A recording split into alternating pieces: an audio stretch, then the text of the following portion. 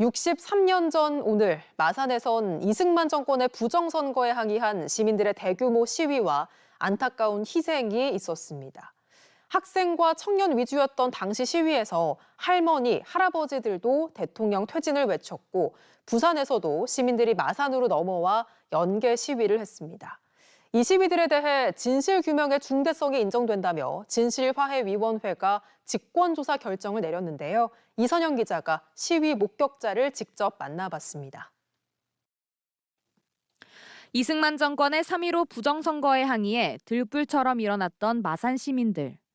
63년이 지났지만 당시 마산상고 1학년이었던 김영만 씨는 부산 시위대가 마산으로 원정 시위를 왔던 그때가 아직도 생생합니다.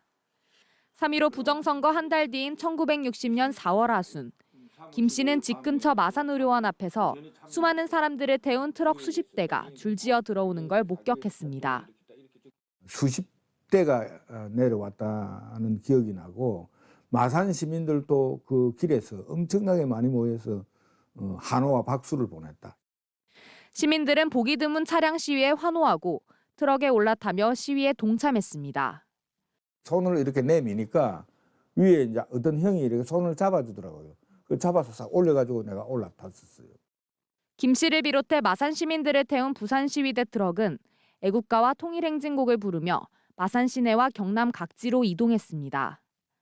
김 씨가 탄 트럭은 창녕 남지까지 달려가 정부를 규탄했습니다. 부정선거를 다시 이제 하라는 요구였고 희생자가 많이 생겼잖아요. 그러니까 살인 경찰을 처단하라, 살인 경찰 잡아내라 이런. 부산과 마산의 연계 시위 직전 마산에는 두 차례 시위가 있었습니다. 1960년 4월 24일 오전 각과 중절모를 쓰고 두루마기를 입은 어르신 200여 명은 정권 교체 글이 쓰인 펼침막을 들고 마산 시내에 모였습니다. 다음 날에는 50세가 넘는 여성 300여 명이 마산 부림시장 앞에 모여 죽은 학생 책임지고 이 대통령 물러가라며 애국가와 전우가를 힘차게 불렀습니다. 3.15 의거 관련 진상규명을 이어오고 있는 진실화해위는 이 시위들에 대해 직권조사를 하기로 결정했습니다. 부정선거에 대항한 이 시위가 지역과 나이를 뛰어넘어 꾸준히 이어졌다는 점에서 역사적으로 큰 의미가 있다고 본 겁니다. 3.15 의거의 범위와 이해 정도가 조사 결과에 따라서 전 계층이 참여하고 전국적으로 호응을 이끈 1960년 봄혁명을 이끈 중요한 사건으로 해석될 수도 있습니다.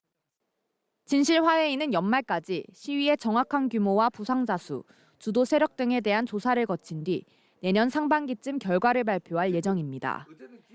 김주열 열사의 모교에서는 그의 정신을 기리기 위한 다양한 추모 행사가 열렸는데요. 이재경 기자가 다녀왔습니다.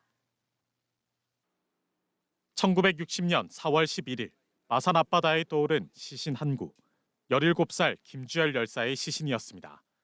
마산 상고 합격자 발표를 하루 앞둔 3월 15일 시위에 나섰다 싸늘한 주검으로 발견된 겁니다. 1995년 그는 지금의 용마고인 마산 상고 명예 졸업생이 됐습니다. 63년이 지난 오늘 김주열 열사가 다녔어야 할 이 교정에서는 63년이 지난 지금까지도 김주열 열사의 후배들이 다양한 추모 행사를 이어오고 있습니다. 교실에선 노랫소리가 들리기 시작합니다. 내가 나온 곳은 다른 말인 거리 가족 친구 모두 두고 나온 여기 정부 앞에 못 숙이겠어 허리 지금의 도시가 날 기억해 영원히. 김주열 열사의 후배가 친구와 함께 직접 작사해 부른 노래입니다. 오늘날 우리가 당연시 여기는 민주주의 앞에 김주열 열사의 아픈 역사가 있었던 걸 알리고 싶었고 3.15 의거를 가슴으로 느끼게 해주는 곡으로 나왔으면 좋겠습니다. 선배에게 전하고픈 말을 편지로 전하고 3.15 의거를 알리는 글도 SNS에 올려봅니다. 독재 정권에 저항한 3.15 의거 참여자분들의 노력 덕분에 지금의 민주주의가 있다고 생각하고 그분들의 노력을 널리 알리고 기억하겠습니다. 추모의 뜻을 담은 꽃을 바치고 묵념까지. 김주열 열사의 숭고한 정신만큼은 모교에서 영원히 기억되고 있습니다. MBC 뉴스 이재경